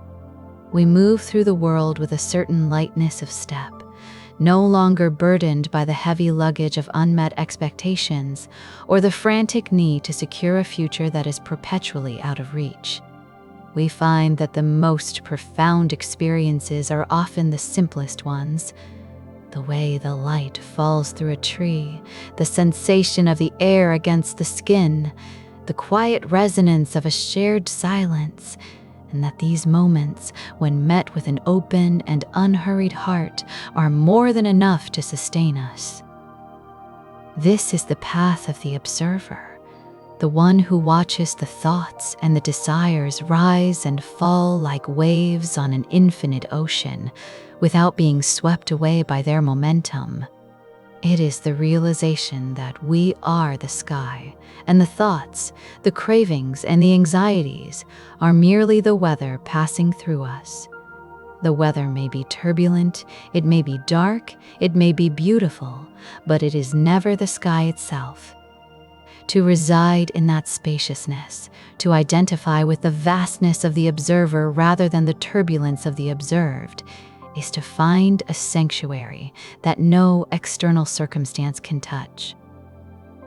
In the end, the wisdom of the ages points us back to the same fundamental truth, that the search for happiness outside of ourselves is a journey without an end, while the return to the present moment is an arrival that is always possible. It is a quiet, steady homecoming, a settling into the reality of what is.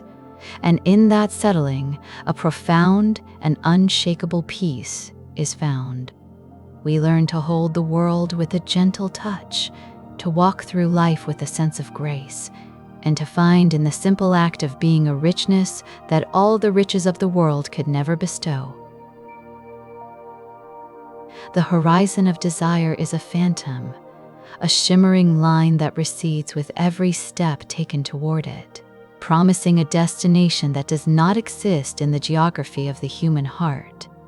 There is a particular wearying exhaustion that comes from a life spent in constant motion toward the next version of oneself, the next achievement, the next possession, as if the soul could finally find rest once it has finally gathered enough to feel secure. This relentless leaning forward, this perpetual stretching toward a future that has not yet arrived, creates a rift in the experience of being, a constant state of lack that colors even the most beautiful moments of the present. It is a hunger that is not satisfied by the very things it seeks, because the nature of craving is not to consume, but to continue. It is a fire that grows more intense the more it is fed, consuming the very fuel that was meant to sustain it. We often mistake the acquisition of a new condition for the attainment of a new state of being, believing that once a certain threshold is crossed, the restlessness will cease. Yet the mind possesses a singular talent for normalizing the extraordinary and immediately inventing a new deficiency. The object of desire, once grasped and held, begins its inevitable descent into the mundane, losing its luster as it is absorbed into the fabric of the everyday, leaving behind only the memory of the thrill and the immediate, aching need for the next sensation. This cycle is a profound diversion from the reality of existence, a subtle trap that leads the mind to believe it is traveling toward fulfillment when it is actually running a race with no finish line. There is a vital distinction to be made between the legitimate needs of the organism and the insatiable appetites of the ego, for the former are finite and find their natural conclusion in nourishment, while the latter are infinite and find their only sustenance in the act of wanting. The body knows when it is satiated, its signals are clear, and their resolution is quiet. But the mind is a master of the void, a weaver of illusions that can make a palace feel like a prison if it is not satisfied with the view. This mental poverty is not found in the absence of things, but in the presence of an endless craving for what is not, It is a state of being where one is perpetually bankrupt, regardless of the weight of their gold, because the capacity to feel satisfied has been traded for the capacity to want more. To live in this state is to be a traveler who refuses to sit by the well, even when the water is cool and life-giving, because the mind is preoccupied with the mirage of a distant ocean. It is a fundamental misunderstanding of the nature of peace, which is not a state of having everything, but a state of needing nothing more than what is currently present. The Buddha spoke of this profound mechanism of suffering when he observed that birth is suffering, aging is suffering, death is suffering, being attached to what is dear is suffering, being attached to what is not dear is suffering, not getting what one wants is suffering. Getting what one wants is suffering. This observation cuts through the layers of social striving and personal ambition to reveal the core of our agitation, the friction between our relentless grasping and the fluid, changing nature of reality. We attempt to freeze the world into something we can hold, something we can possess and keep. But the universe is a river, always moving, always becoming, and any attempt to grasp a handful of the water only results in a clenched fist and a loss of the very substance we sought to hold. Attachment is the weight that prevents us from floating upon the current, the anchor that keeps us snagged on the jagged rocks of expectation, turning the flow of life into a series of collisions. When we demand that the world conform to our desires, we enter into a state of perpetual combat with reality, a struggle that is lost the moment it begins, for reality is under no obligation to satisfy our whims. True sufficiency is not a calculation of how much we have, but a realization of the adequacy of what is. It is the quiet, steady understanding that the present moment, in all its complexity and its inherent imperfections, contains everything that is necessary for the soul's existence in this instant. This is not a call to stagnation or a rejection of the beauty of growth, but a shift in the orientation of the heart, moving from a posture of grasping to a posture of receiving. When the drive to possess is replaced by the capacity to witness, the frantic energy of the seeker begins to settle into the calm presence of the observer. In this stillness, the distinction between what is wanted and what is had begins to dissolve, for the one who wants nothing is no longer a beggar in their own life, even if they possess nothing at all. There is a profound dignity in this sufficiency, a sense of being whole and complete within the boundaries of the present, unburdened by the heavy phantom limbs of what if and if only. It is a strange paradox that the more we attempt to secure our happiness through the accumulation of external certainties, the more fragile and precarious our sense of self becomes, for we have built our foundation upon the shifting sands of fortune, reputation, and circumstance. To find a stability that is not dependent on the whims of the world, one must turn inward to the part of consciousness that remains unchanged by the ebb and flow of desire and loss. This is the quiet center, the vast and unconditioned space that remains when the voices of craving and aversion fall silent.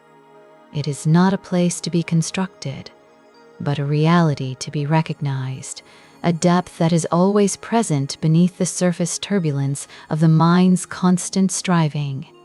In this depth, there is no need for more, no need for better, no need for different. There is only the profound, unshakable fact of being. The exhaustion that accompanies a life of constant striving is the soul's way of signaling that it has lost its way in the labyrinth of its own making, a quiet protest against the tyranny of the next.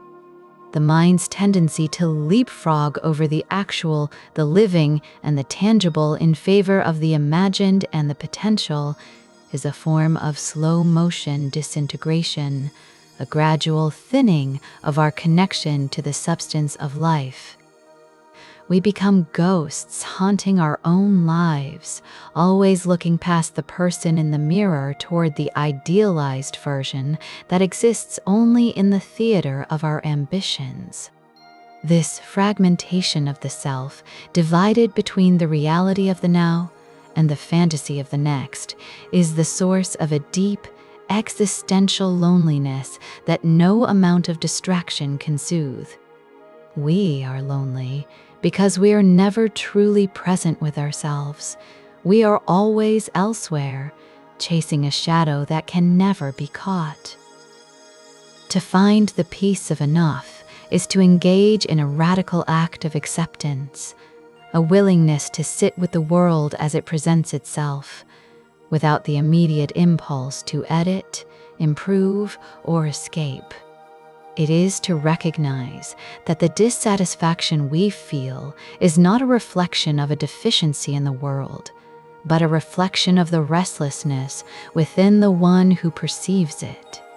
When the mind stops its frantic attempt to fill the void, it discovers that the void is not a hole to be plugged, but a spaciousness to be inhabited. This is the shift from the hunger of the ego to the abundance of the spirit, a movement from the scarcity of the not enough to the richness of the already is. It is a quiet revolution of the soul, occurring in the silent spaces between thoughts, in the moments when the urge to reach out is replaced by the simple, profound grace of being exactly where one is. The shadows of our anxieties and the storms of our racing thoughts are like clouds passing across an endless sky. They may be dark, they may be heavy, they may obscure the sun for a time, but they never alter the nature of the sky itself. The sky does not struggle against the storm, nor does it attempt to hold on to the sunlight.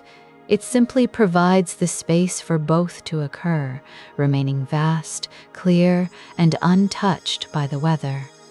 In the same way, there is a part of our awareness that is not defined by the content of our thoughts, not colored by the intensity of our emotions, and not diminished by the weight of our failures. This witnessing presence is the seat of our true nature, the silent observer that remains steady through the seasons of joy and the winters of despair. To inhabit this presence is to find a freedom that is not found in the absence of struggle, but in the absence of resistance to the nature of things. When we stop fighting the current of time, we find that we are not being swept away, but are being carried by a grace that is both ancient and ever new. The tension of the reach is what causes the ache, not the distance itself. It is the tight, straining muscle of the will that creates the sensation of lack, while the relaxed hand finds only the textures of reality. There is a profound relief in the cessation of this straining, a lightness that comes when we stop trying to manufacture a state of being that is already our inherent nature. This is the essence of contentment, not the satisfaction of every desire, but the realization that the desire itself is a movement away from the center, and that the center is always, always here. In the quietude of this realization, the world loses its edge of demand and begins to reveal its intrinsic value, offering itself not as a series of obstacles to be overcome, but as a continuous unfolding to be experienced in its entirety without the interruption of the need for more. The weight of the world often feels as though it is something we must carry upon our shoulders, a heavy burden of obligations, expectations, and the relentless pressure to become something other than what we are in this very moment. We treat our lives as a series of problems to be solved, a collection of deficits to be corrected, and a mounting list of tasks to be completed before we are finally permitted to exist in peace. This perspective turns existence into a heavy labor, a constant negotiation with a reality that refuses to be streamlined or simplified.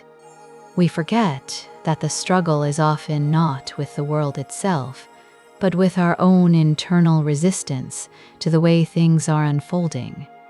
When we meet the unexpected with a spirit of opposition, we double the weight of our experience. We take the natural movement of life and add to it the friction of our own judgment. This resistance is the architect of our exhaustion, the silent force that turns a simple moment of difficulty into a profound tragedy of character or a source of unending anxiety. There is a profound wisdom in the recognition that we cannot control the wind, the tide, or the unfolding of time, and that our only true domain is the quality of our presence within these movements. To accept what cannot be changed is not an act of surrender or a sign of weakness. It is a strategic realignment of our energy, a decision to stop pouring our lifeblood into the voids of the unchangeable and instead invest it in the only reality we have, the immediate, unadorned present. This shift in perspective allows us to see our failures and our flaws not as stains upon our essence, but as the necessary shadows that give the light of our experience its depth and dimension. To be human is to be a creature of constant flux, a being composed of changing thoughts, shifting emotions, and a body that is perpetually in a state of becoming and decaying.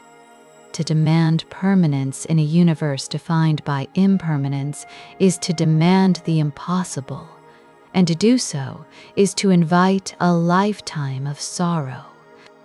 When we finally embrace the transience of all things, we find that we are no longer terrified by the passing of time, but are instead able to meet each moment with a sense of reverence, for we understand that nothing is permanent, and therefore everything is precious. This realization does not diminish the value of what we love, but rather heightens it, for we see the beauty in the flower precisely because it will not bloom forever, and we find depth in the conversation precisely because it is a fleeting intersection of two unique histories. We are part of a grand, interconnected dance of cause and effect, a vast web of existence where every action, every thought, and every moment ripples outward into the infinite. In this view, the loneliness of the individual ego begins to dissolve, for we see that we are never truly separate from the ground of being. We are the ocean, expressing itself as a wave, momentarily distinct in form, but ever the same in substance. The fear of being lost is a symptom of the belief that we are something separate that has wandered away from home, when in truth, we are the home itself, the very space in which all wandering occurs. To return to this sense of belonging is to find a sanctuary that no external event can invade, a quietude that is not the absence of sound, but the presence of a profound and unshakable stillness. In this stillness, the frantic need to define ourselves through our achievements or our losses falls away, leaving only the simple, luminous truth of our existence, a truth that requires no defense, no justification, and no pursuit, for it is the very foundation upon which all things are built. The mind possesses a peculiar, restless hunger that operates quite differently from the hunger of the body. For while the body seeks sustenance to maintain its form, the mind seeks a phantom satisfaction that recedes even as it is grasped. There is a profound exhaustion that comes from the perpetual leaning forward, that subtle, constant tilt of the soul toward a horizon that is not a destination, but a trick of the light, a promise that the next arrival, the next acquisition, the next version of the self will finally be the one that stays.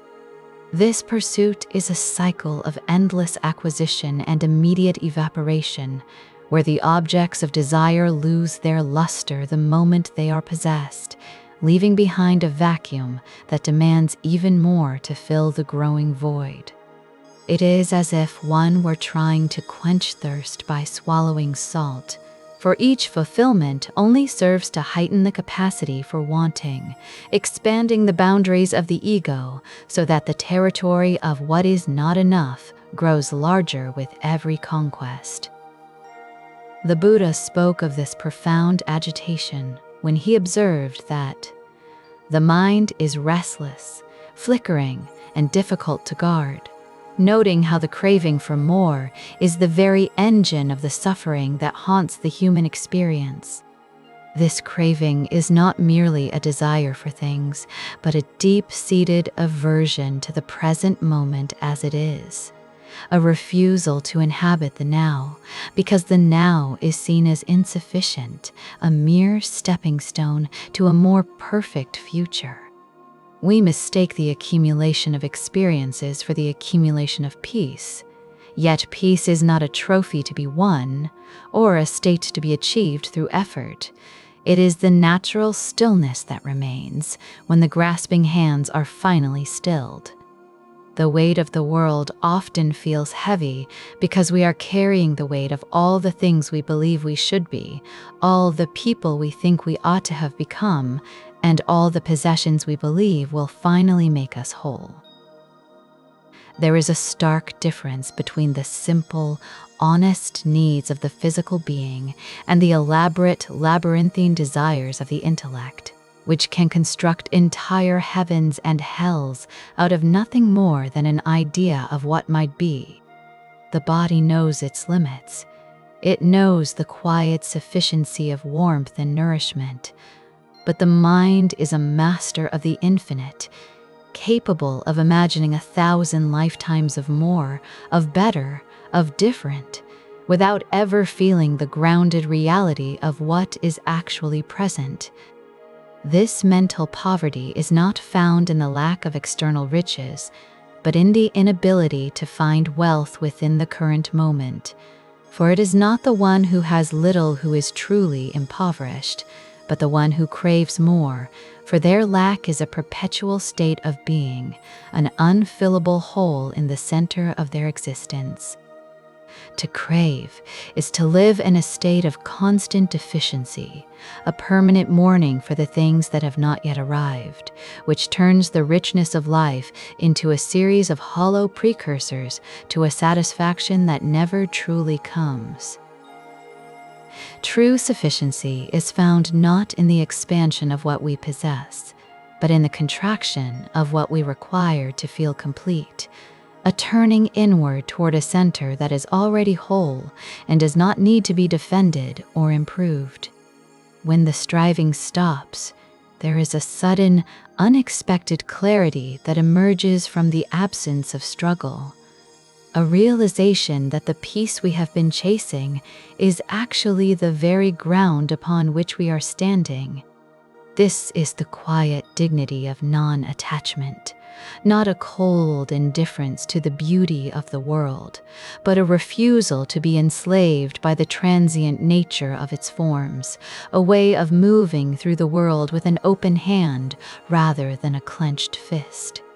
To move through life without the frantic need to possess the moment is to walk through a garden without the urge to pluck the flowers, allowing the beauty of their blooming to be enough in its own fleeting, perfect existence.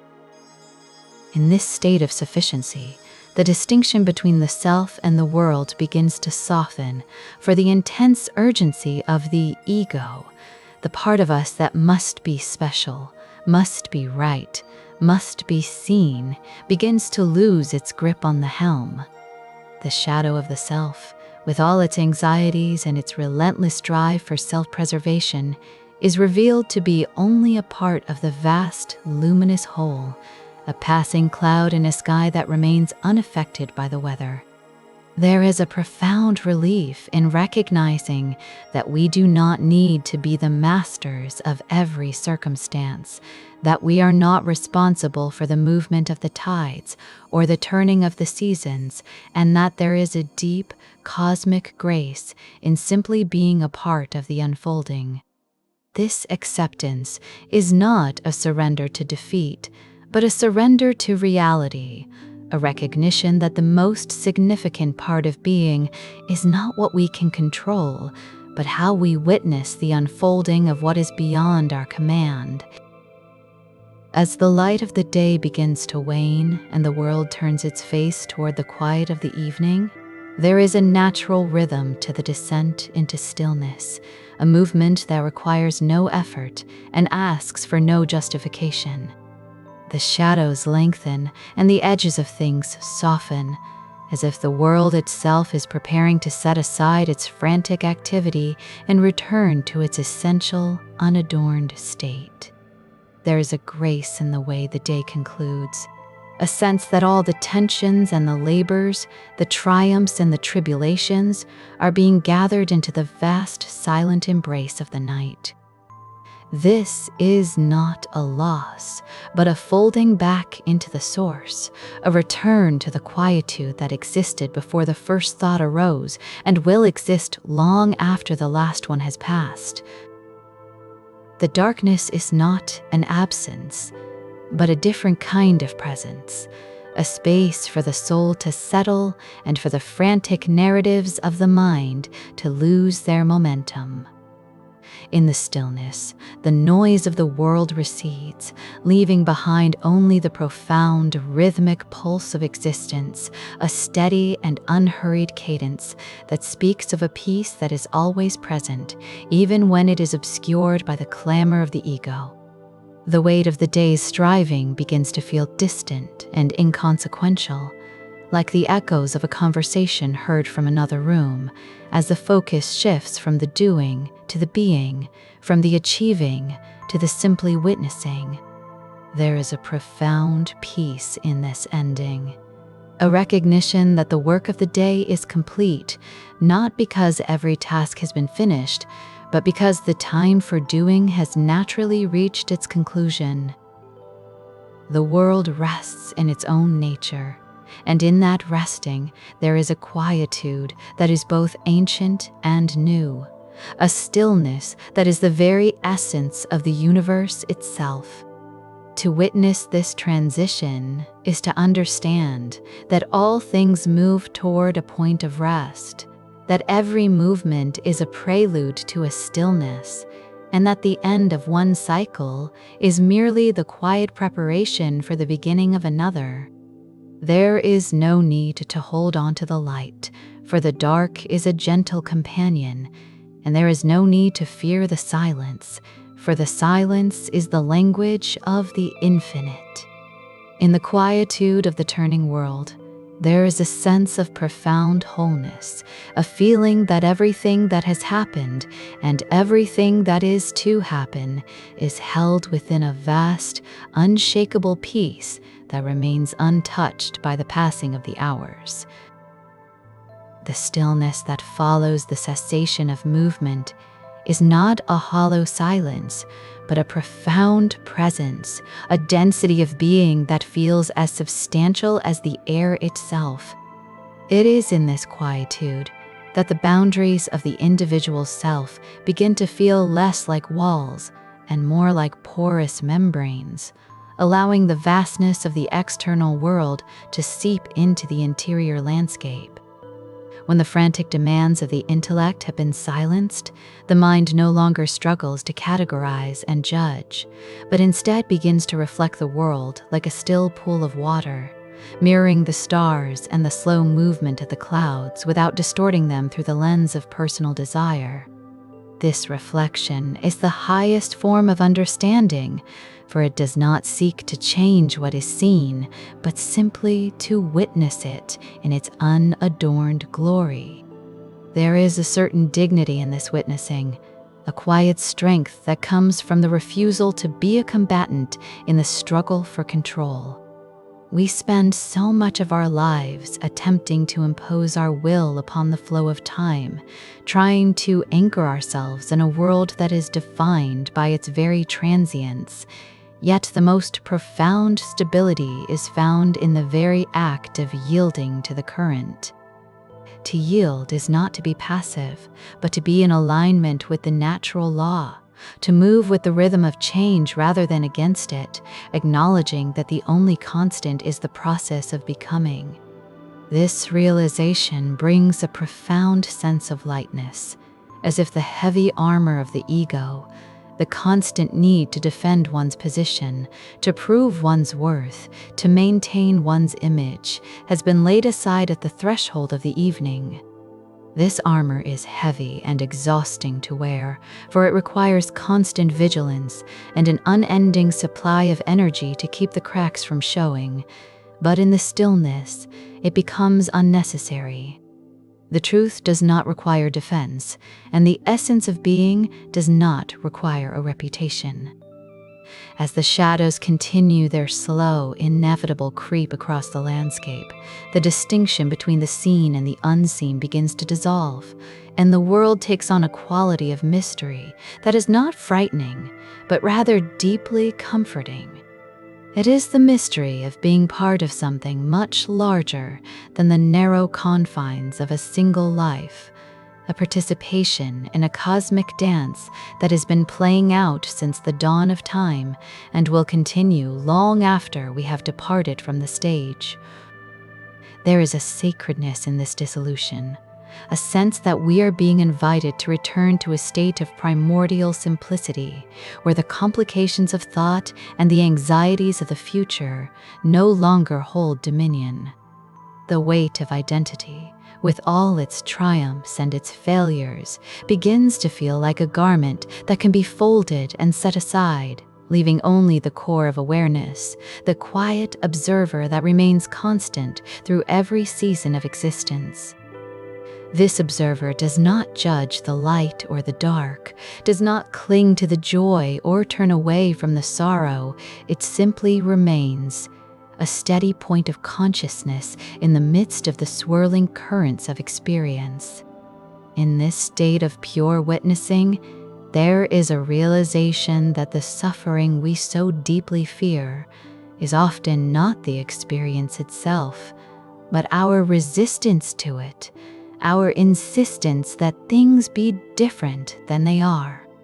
When the resistance is removed, the pain loses its ability to define us, becoming merely a passing sensation, a ripple on the surface of a deep and tranquil ocean.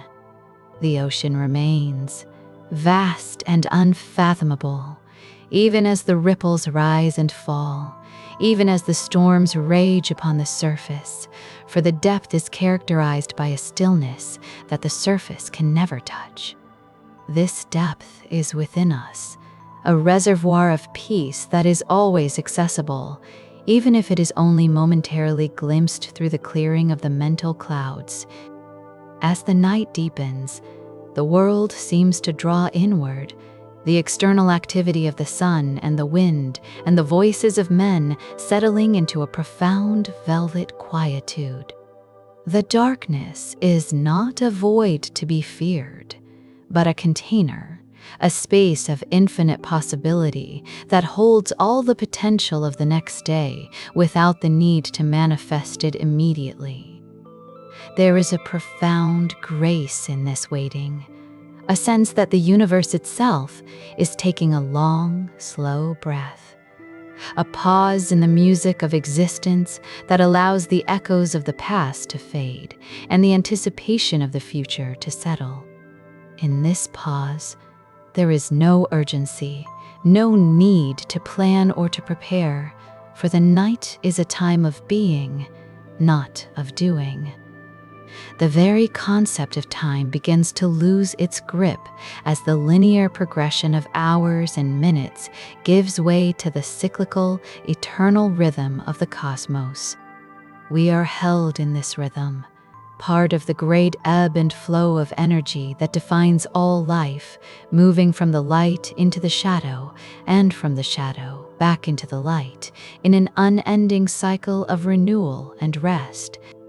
The mind, no longer caught in the frantic loop of thought, finds a natural descent into the quietude of the present moment, where there is nothing to solve and nothing to achieve, only the simple reality of being present.